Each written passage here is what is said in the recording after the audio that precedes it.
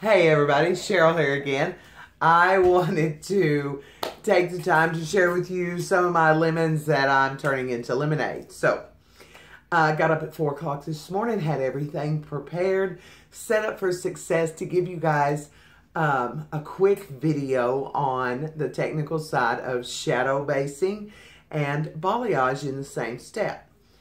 Great idea in theory, but not a great idea when you're the one doing all of it. The filming, the talking, and the application. Lesson learned there. The biggest part of what you could see in the video. You could actually, I had it set where you could see her really good. At the same time, you could see a great deal of the backside of my left arm. As luck would have it, AT&T was not working at my house for whatever reason. Couldn't get the video uploaded anyway. After I went back and really looked at it, I decided it was not even worth it. So I went on with my plan. I finished her application. I let her process for the full 50 minutes. For time's sake, I'm going to get straight to the formulas. On her shadow base, I used Color Sync 3N, that's neutral, with equal parts of 10 volume matrix universal developer. For her balayage technique, I used Light Master and 40 volume with the clay additive and some Bond Ultimate. Okay, so for whatever reason, apparently my lemon tree knew what was going on here. I went ahead and I did some photos of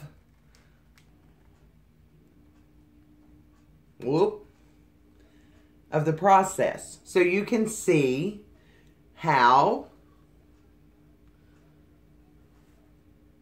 the balayage was applied. Okay? Now, let me talk to you for just a second about the actual process. Her parting was from nose to nape and a radial parting from ear to ear. I went in with the 3N. I would take the end of my comb and do a little zigzag section, lift it up, and then I would apply my 3N in a soft sweeping motion going up, and then the hair that was up against the head, I would gently tap right there, okay? Because what I wanted is a shadow root. I don't want highlights and lowlights. So that's all I was trying to create. By doing the little zigzag parting, that helps to prevent any hard lines in the final analysis of my shadow roots. So no matter whether she wears her hair up, you see no hard lines working in her shadow, okay? So when I got done processing her and I shampooed her, I got exactly what I expected.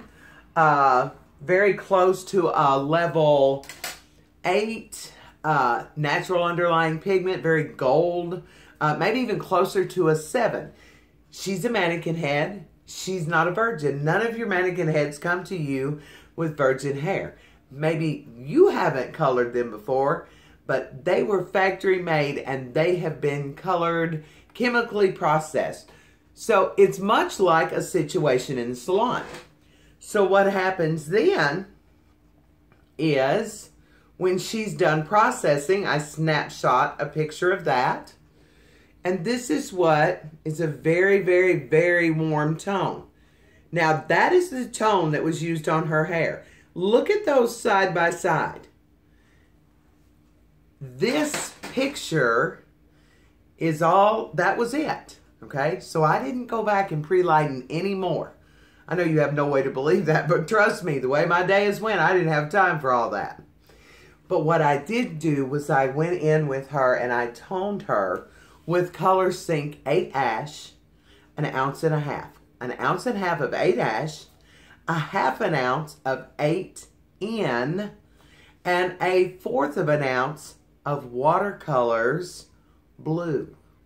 Okay? Sapphire Blue is what it's technically called, and 10 volume.